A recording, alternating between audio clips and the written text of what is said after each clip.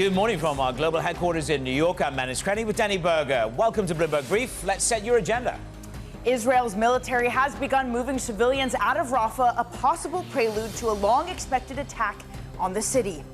Berkshire's cash pile hits yet another record. Buffett says Apple will remain its top holding.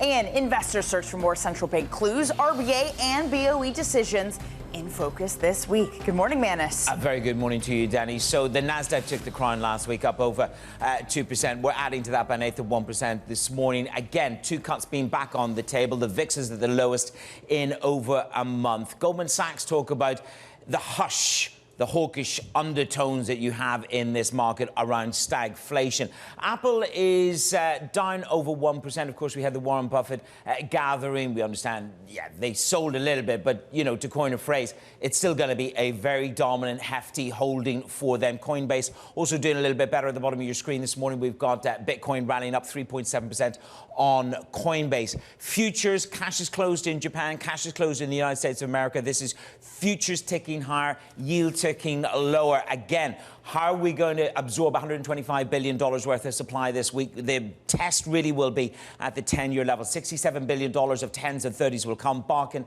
and Williams speak today. So again, let's see what the narrative is post the jobs number, 175,000. We're going to catch up with Kit Juckes in just a moment and understand the size and the scale and the efficacy of the intervention. Yellen was on the tape over the weekend saying that she felt that the calls of intervention were nothing more than a rumor. Right now, the dollar bulls are retesting the upside in this. So we're going to debate the efficacy of intervention. Danny. Yeah, we're not at 160 again, to be clear, where we're seeing the losses in the yen. But RBC does say we're going to test that again. One thing we need to debate is why Yellen seems to have changed her tone. She, along with those rumors comment, Manus, she also said that interventions need to be rare and consultations should take place. That's not a ringing endorsement of intervention like she gave to the Japanese and to the South Koreans before, but perhaps this goes to this idea, consistent intervention is a problem. If you keep doing it, it introduces instability, something Yellen does not want. And this goes back to what Larry Summers and Adam Posen both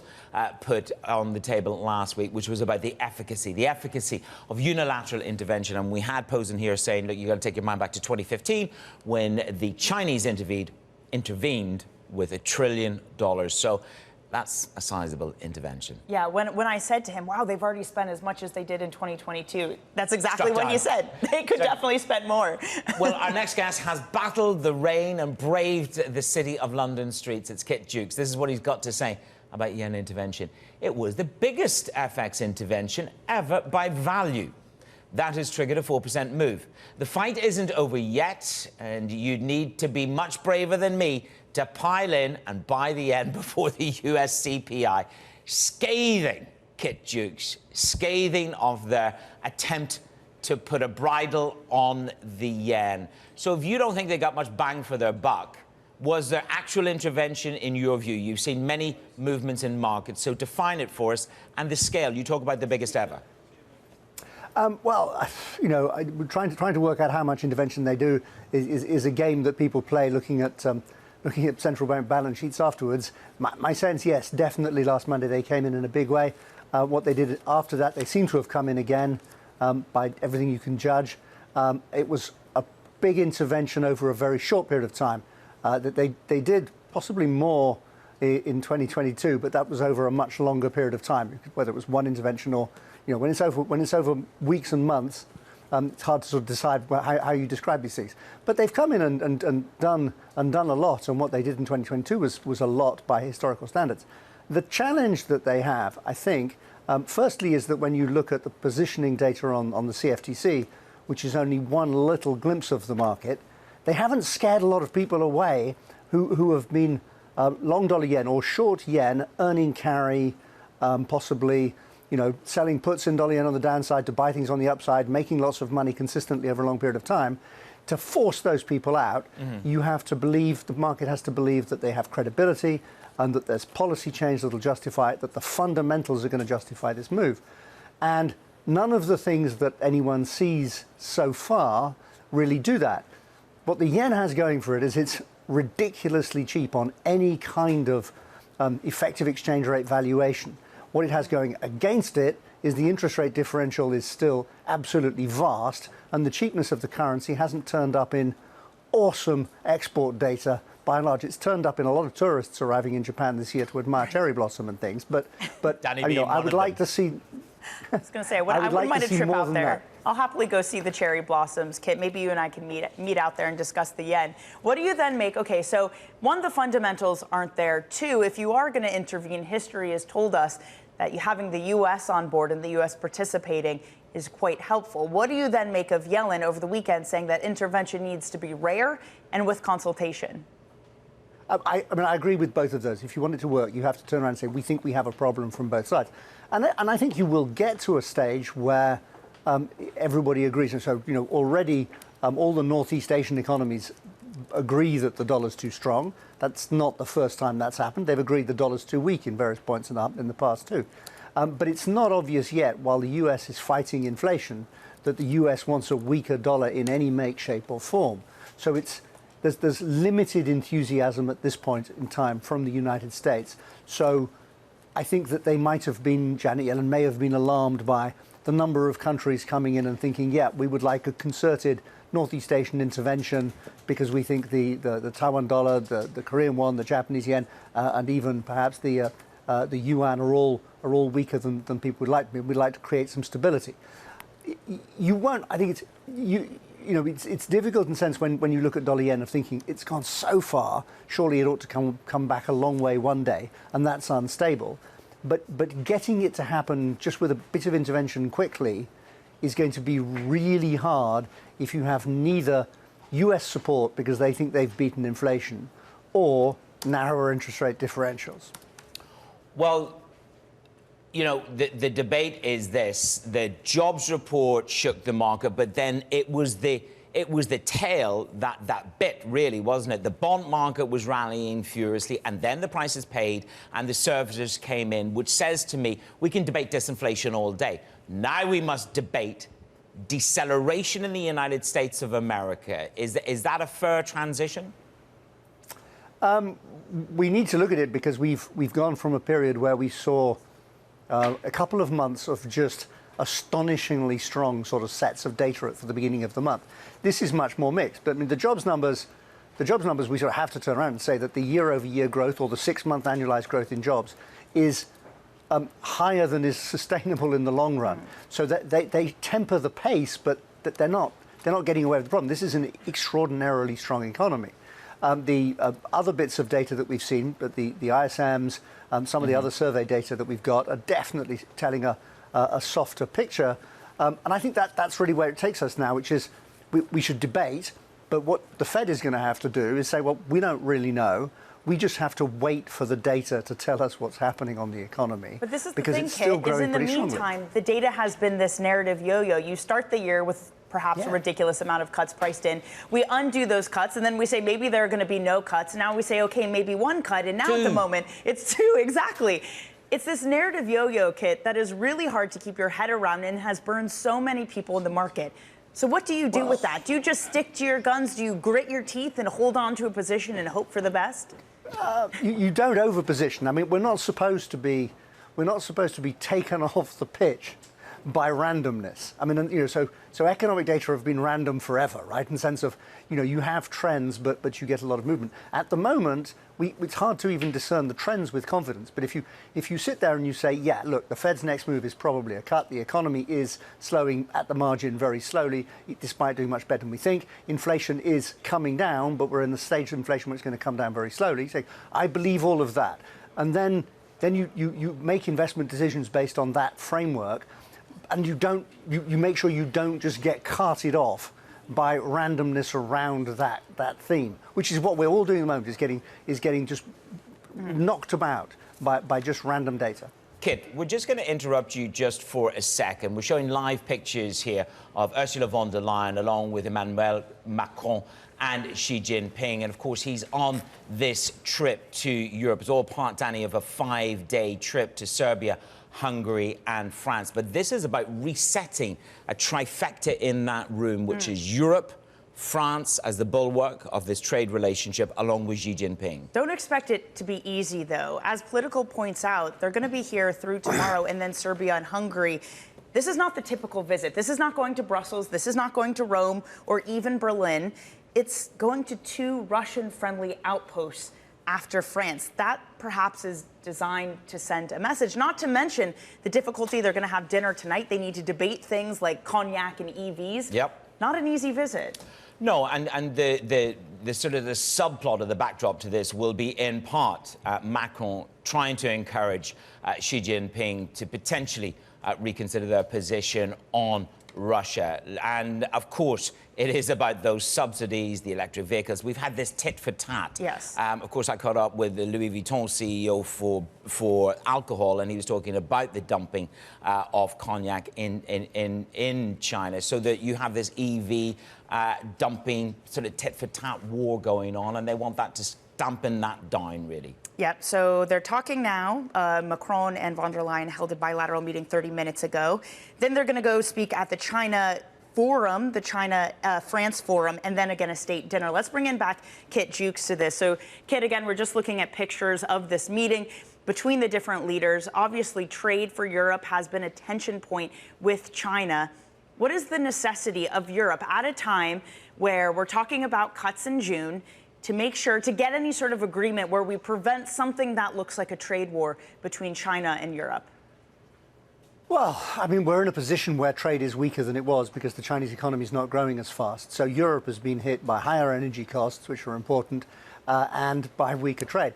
In terms of trade shock relative to the United States and a growing growth gap, which have given us different sequencing for central banks and obviously euro-dollar where it is. So from where I sit, anything that undoes some of that gives the euro potential to go up. It gives Europe potential to surprise on the upside on growth, which is something it hasn't done much of in the last couple of years.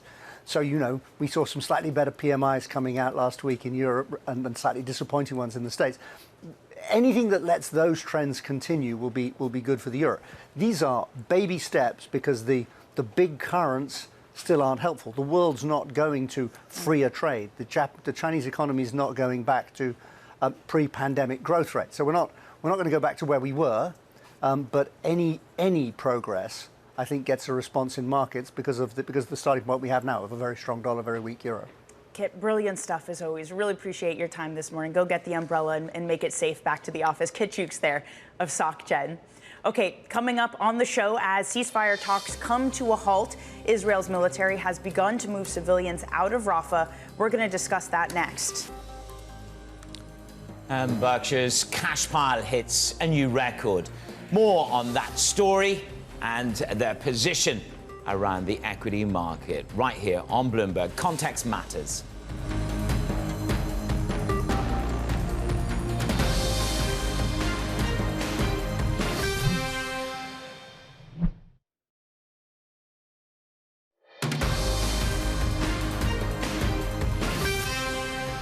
This is Bloomberg Brief. Danny Berger and Manish Cranny in New York.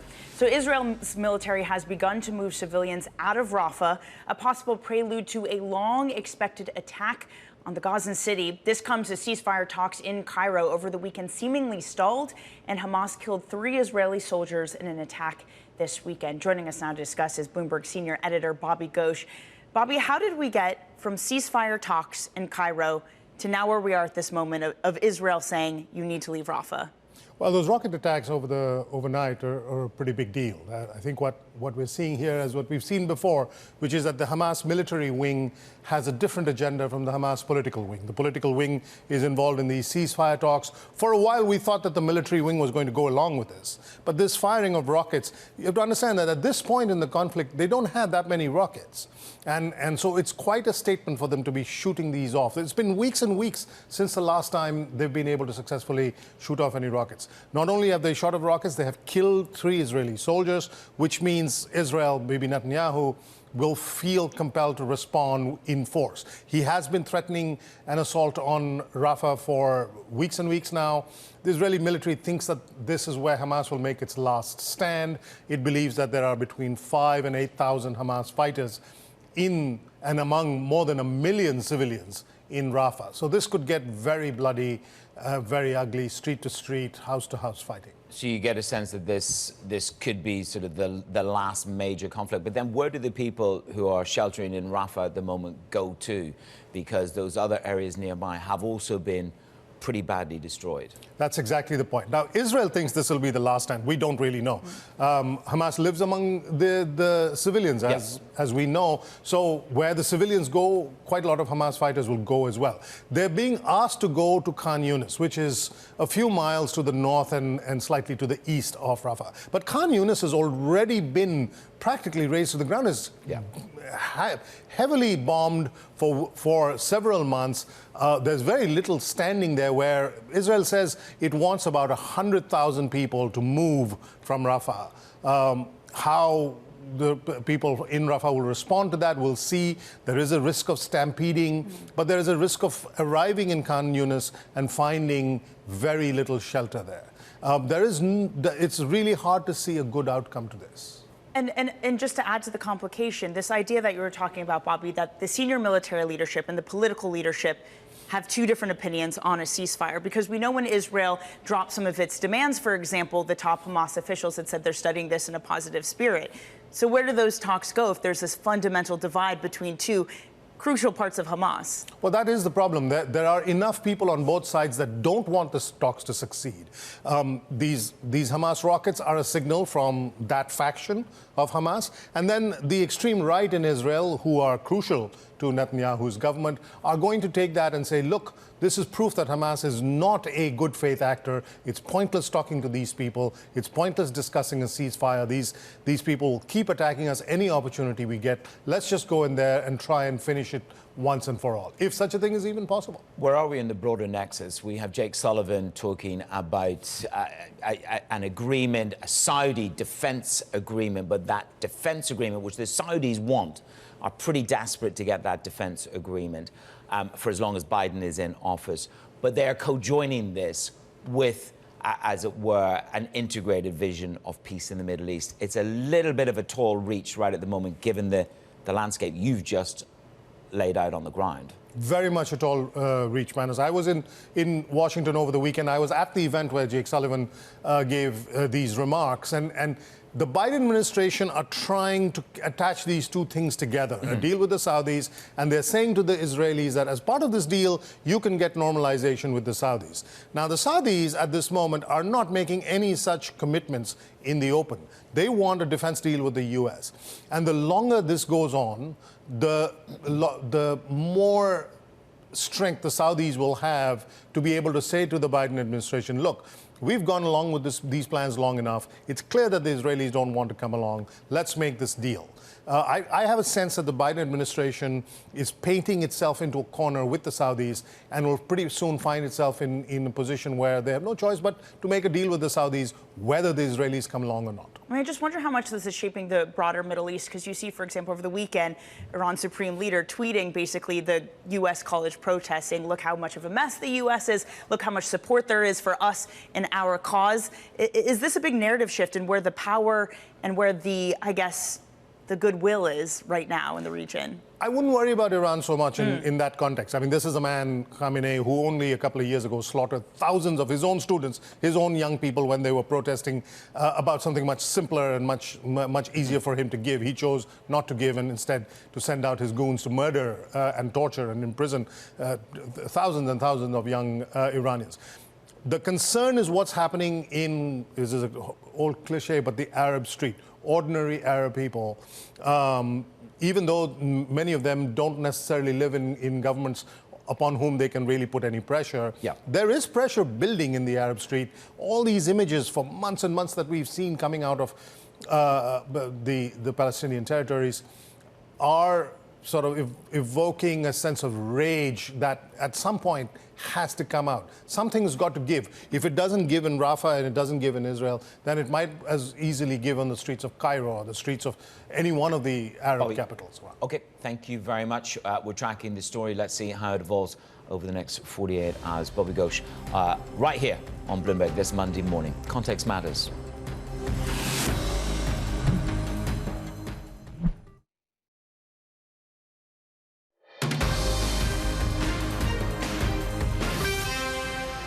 It's Bloomberg Brief on a Monday morning with me, Manus Cranny, and Danny Berger. Let's set your agenda for the front pages. This is what we're looking at from the headlines around the world. First up, we have the New York Times. Israel shutting down the local operations. Now, this is of Al Jazeera on Sunday. It's part of a broader crackdown on the dissent over the war in Gaza. Netanyahu is accusing Al Jazeera of harming Israel's security. Al Jazeera called the decision a criminal act.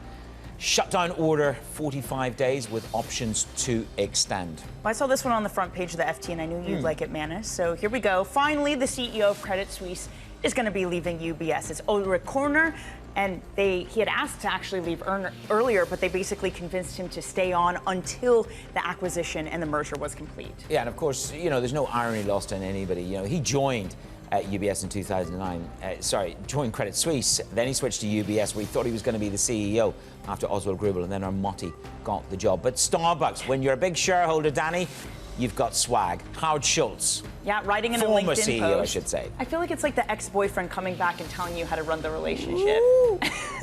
But yes, he wrote this long LinkedIn post, not that long actually, basically saying, focus on the customer, upgrade your app, and everything will be all right.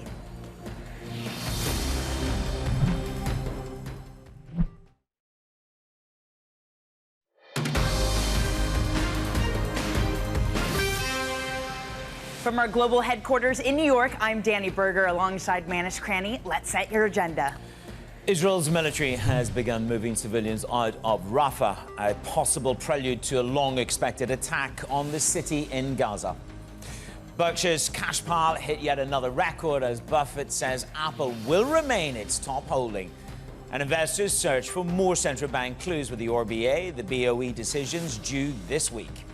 Well, Manus, is the sideways market finally moving upwards? We've just off the back of the best two-day rally for U.S. stocks in 10 days, thanks to the narrative shift, the narrative yo-yo of the central bank, this time being friendly for risk assets, up 0.25%. U.S. bond cash market is closed at the moment because the U.K. is closed. That should open around 7 a.m. U.S. time, but bond futures for the moment do have a bid coming into them. We're off the back of the biggest downward move for U.S. Treasuries of the year. And then the yen. We're undoing a lot of the moves that we saw last week. The relief that came after the weaker jobs, we're now higher on dollar versus the yen by about 0.5%. We're speaking to Juckes earlier, Manus, who basically said, look at the CTFC data after we got the intervention. There is still a buildup of shorts. It is clear that the BOJ, the MOF, have not washed those out of the market. In terms of effectiveness, there's a judge right there. It hasn't been effective if those shorts are still clinging on. Yeah, he also made the point that the sheer scale of the intervention over such a short, confined period of time relative to 2022, hence the reason why he tries to put an amalgam around this, which is the size and scale. And that's when he says it's perhaps one of the biggest and most substantive interventions that he's seen on record. But then, of course, Yellen pushes back. She talked about these interventions as something that should be sort of rare, and she was suggesting that this intervention was nothing more than a rumor. Yes. I mean, it's unfortunate for the Japanese because not too long ago, she was basically endorsing intervention alongside Japan and South Korean policymakers. And now she's saying, look, it should be rare and it should be within consultation. That is not a ringing endorsement, Manus. No, and the one thing that Kit did say, Kit Juckes from SocGen, he said, look, this intervention, if it is intervention, caveat, has not scared the market. It has not frightened the horses, which are the carry trade. They are still very much emboldened. Well, maybe they have the benefit of a slowing U.S. economy. I want to pivot to the U.S., Manus, and get to our next guest. It is Roukaya Ibrahim, strategist at BCA Research. Roukaya, thanks so much for joining us. Look, it's been quite the year already so far, and it's only May somehow. But a lot of folks who'd predicted recession this year and last year have felt burnt. And now we're pricing in a soft landing. We're pricing in 2 Fed cuts. But Roukaya, you write that the odds of a recession starting late 2024 and early 2025 are elevated. What are you seeing that suggests that? Hi, Danny. Thanks for having me. So I think as we get into a recession, it's first going to look like a soft landing. We're shifting in narratives from, the no landing phase. Now we got this week jobs report on Friday, so it's kind of shifting towards this soft landing narrative. But I think as the unemployment data deteriorates, as the unemployment rate rises, as the labor market deteriorates, we're already starting to see things like the jobs openings rate, the hires rate, the quits rate. These things are all falling. So as this trend continues, I think the narrative is going to shift towards this, a recession outlook. And so, I think that there's still a runway for the soft landing narrative to continue over the coming months. But eventually, the unemployment rate is going to tick higher, and that's going to lead to concerns about a recession. Roukaya, good morning. Well, if this goes forward, as you said, we've got a little bit of runway for soft landing, but it does challenge, to use the FX parlance, it challenges the carry in FX and the exceptionalism of the US. So therefore, from an equity point of view, is it just a marginal slowdown, drawdown in equities? Is it a 3%, 5% drawdown on the scenario that you paint? Or is it something more significant that challenges the exceptionalism of US equity? U.S. equities are already extremely highly valued. And so I think that raises the likelihood that they're more vulnerable to the downside. In our expectation, if we do get this recession late 2024, early 2025, the S&P 500 is most likely going to fall to around 3,600. And that's due to our expectations on growth estimates and on the forward PE. It's already at 21. That's highly valued. So I think it's going to come back down to something that's more of where it was in the 5 years prior to the pandemic. And that would put us at around 3,600 for the S&P 500. 3,600. I mean, that is a painful sell-off. I'm trying to see how much that is quickly. That's about, what, 30% lower, a little bit less than that, Roukaya, if we get that kind of decline. I mean, that is a big difference. Just walk me through what the world looks like with S&P at 3,600, because, Roukaya, we're going to get a U.S. presidential election. We're looking at what that might mean for inflation. That is big. Yeah, I mean, to be clear, our expectation is it can go down as low as 3,600. And so, there is potential that it's not going to fall back that low.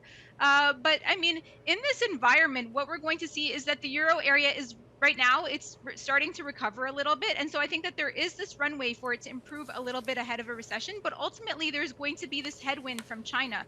We don't expect the Chinese policymakers to stimulate aggressively. And so, they haven't really signaled that there is going to be enough stimulus to really revive the Chinese economy. And so any sort of recovery that we see in the near term in terms of the global manufacturing cycle, that's going to be short-lived. And, the global economy is going to ultimately, I mean, we don't expect a very severe recession, but a garden variety recession is what we expect, and that's where we would pin that 3,600 floor at. It's interesting because many people have not spent a great deal of time talking about China in regards to the US exceptionalism, but you are co-joining that inability to deliver a robust 5% growth in China as something which eventually permeates into the US and global perspective. More European than US? Yes, definitely more European than U.S. I mean, Europe is much more exposed to China, of course, than the U.S. But the point being is that, right now, there could be, over the near term, some optimism about a global manufacturing recovery. We're seeing things like the global manufacturing PMI break above 50 for the past couple of months. And, that could sort of prolong the optimism. But eventually, because China is not stimulating aggressively, there are still headwinds in the euro area, and that's going to prevent any durable recovery in the global manufacturing sector. So yes, China, of course, is much more relevant when it comes to discussing the euro area than the U.S. But the point being that, the euro area will not be able to escape a recession if the U.S. falls into one. And so, this is a global phenomenon that we're expecting. Yeah, right. The whole U.S. sneezes, the world catches a cold. Roukaya, Bank of America points out that the amount of junk bonds that are currently trading as high-grade securities are at a record. Given what you're saying, the weakness we could see in equity markets, that we're heading into a recession, are vast parts of this market, many corners, just sleepwalking through a possible painful default cycle? Yeah, that's what we're expecting. I mean, if you take a look at what's happened to credit over the past few months, I mean, the default rate expectations that are embedded in those valuations are extremely optimistic. And so I think that, as for now, the U.S. let's be clear, the U.S. economy is still doing well, but we are seeing concerning data, like I said, from the leading indicators of the labor market. And as we see this data, continue to point in that direction and lead to a rise in the unemployment rate and this recession narrative takes hold, I think that's when, these other parts of the market are going to wake up to that risk. Okay. Roukaya, thank you very much for being with us this morning. That's Roukaya Ibrahim of BCA Research. Pretty mighty call there if it does go according to the call, 3,600 on equities. Coming up on the show, as ceasefire talks come to a halt, Israel's military has begun moving civilians out of Rafah. We discuss. That's next. Context Matters on Bloomberg.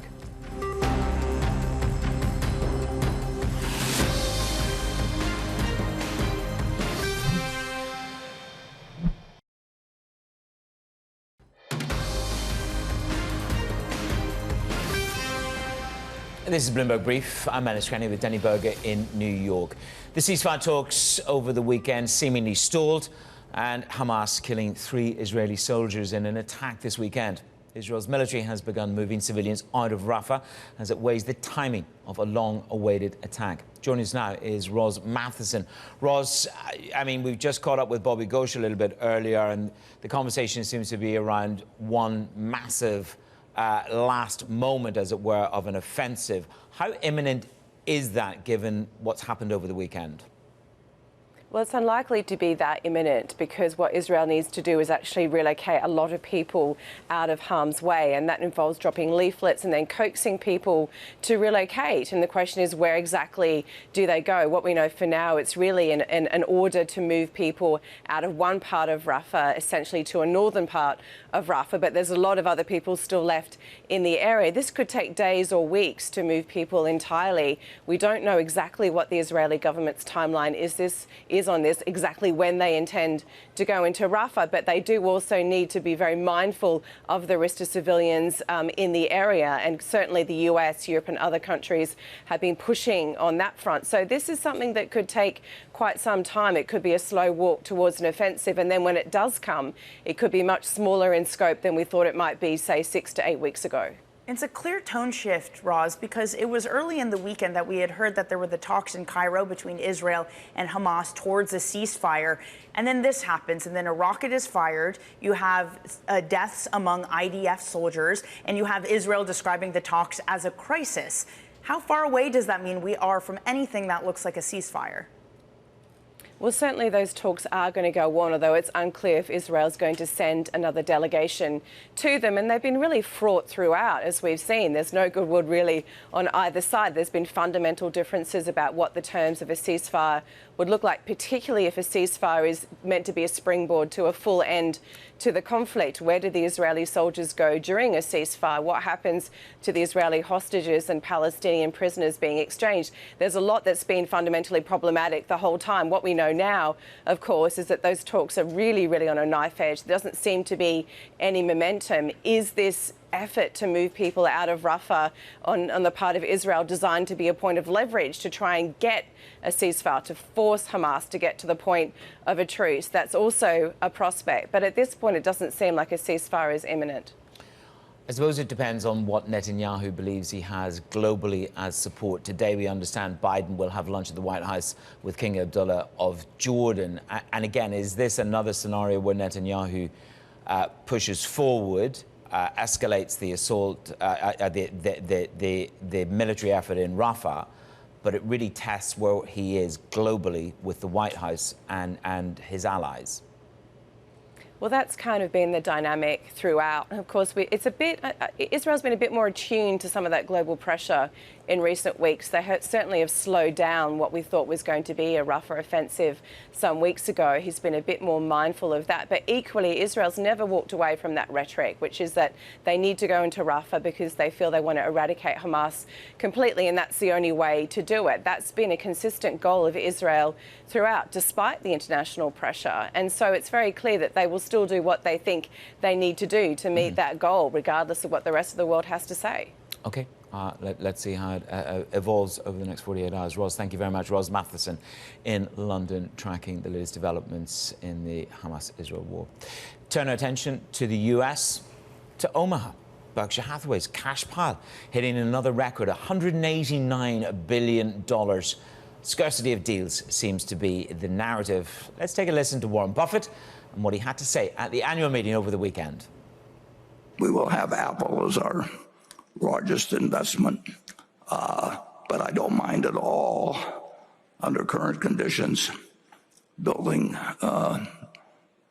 the cash position. I think when I look at the alternative of what's available in the equity markets, and I look at the composition of what's going on in the world, we find it quite attractive.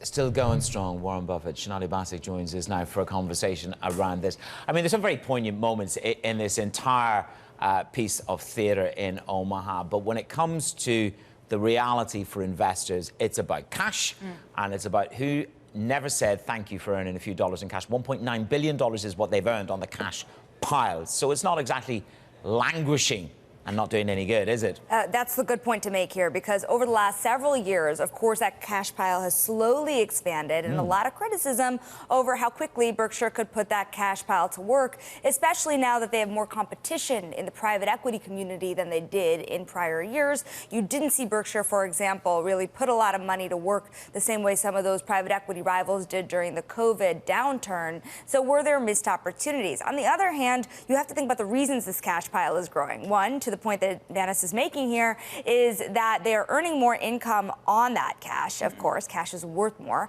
but also they're taking profits in certain places, and also their operating earnings are up almost 39%. They brought in more than $11 billion.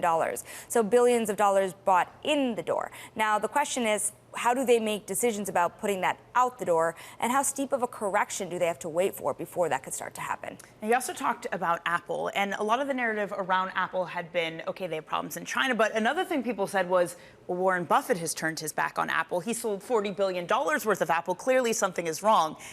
He did not say anything was wrong in this, did he? Yeah, he defended Apple pretty significantly. And remember, when he made that bet in the first place, it was remarkable. Berkshire had been, let's say, somewhat tech-averse, or very tech-averse in a lot of ways when he bought Apple. But now he said you could still expect it to be its biggest holdings. He hinted at the idea of tax implications here for the reason to be selling it. He was talking about this 21% tax rate that Berkshire currently sells, and to be able to sell it now with the thought of taxes going up in the future for corporations and investors, you wouldn't be so upset if you think taxes are going up to be selling it now. He also said that it's really a better company here than a lot of his holdings, including some of his favorites, Amex, Coca-Cola, though he praised those companies as well. So don't cry for Apple.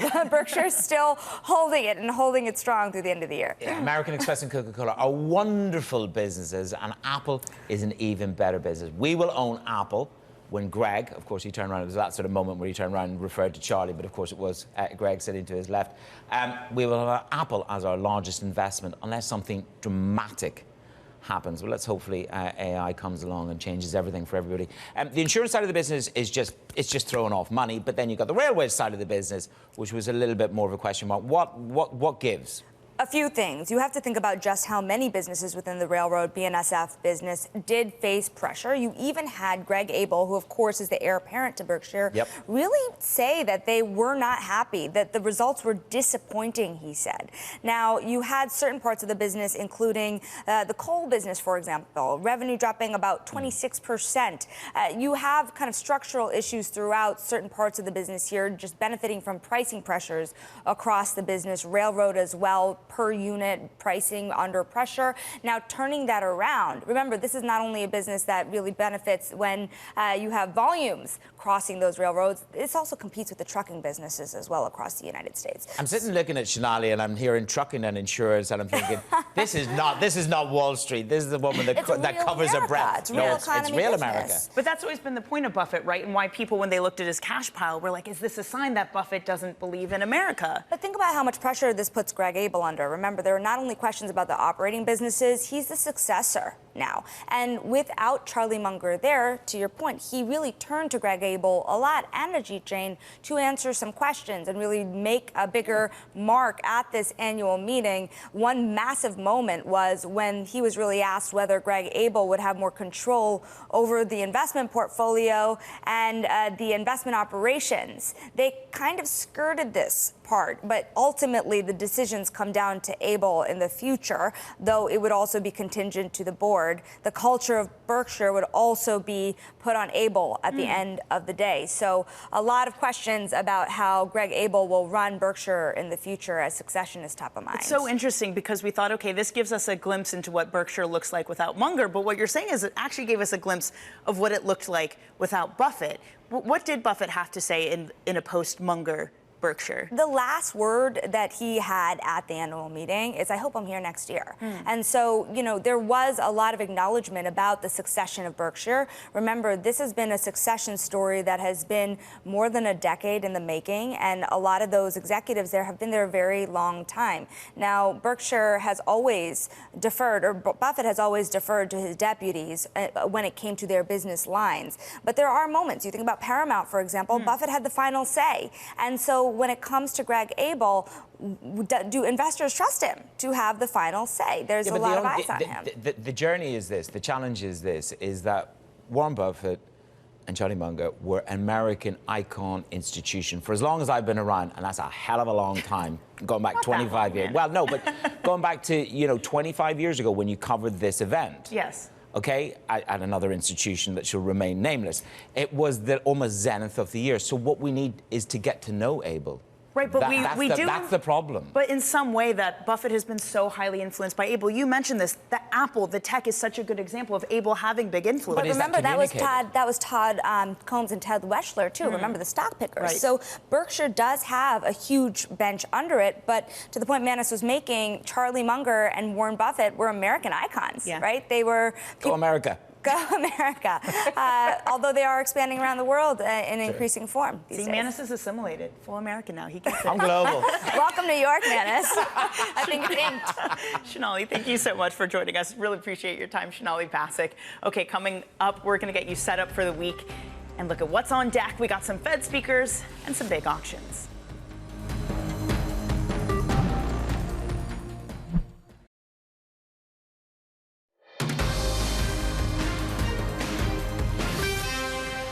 It's your Bloomberg Brief. Danny Berger and Manus Cranny in New York. Let's get you set up for your trading week. We're going to get a fresh round of corporate earnings. Disney, UBS, and BP all report this week. Then we get a Bank of England decision. That rate decision happens on Thursday. And we're going to round out the week with more data, Manus. We're going to get you, Mitch, consumer sentiment on Friday. Yeah, let's see. Does that add to the cracks in the dam from the services data that we had on Friday? Some stocks to keep an eye on. You got Warren Buffett heaping praise on Apple after revealing that he'd actually cut his stake. Stocks down 1% this morning. You got Palantir AI options spur more commercial sales as it reports earnings after the bell. And then Coinbase, you've got at the bottom of your screen, you've got Bitcoin a bit up this morning, 2.25%, and Coinbase up 3.89%. All boats are rising on that tide. Danny. The boat that is not rising on the tide is the yen. A quick check on that, Manus. We are back above 153, and we are weakening by about 0.5% versus the dollar, giving back some of the Friday gains after that weaker jobs data. After 2 days of intervention of $58 billion spent, is it a waste? Kit Juckes says they have not washed out the short positions yet. Yeah, I mean, look, Kit talked about the size and the scale of this intervention. And in his view, and that's SocGen, it was perhaps one of the most powerful interventions that they've ever seen. The question is, the carry trade has not been washed out. And if the carry trade is not washed out, then you may just retest 160. And unfortunately, they don't seem to have the support of the U.S. Yellen saying that intervention should be rare and that they should be consulted on it. Yet not a ringing endorsement. All right, that's it for us. Surveillance up ahead.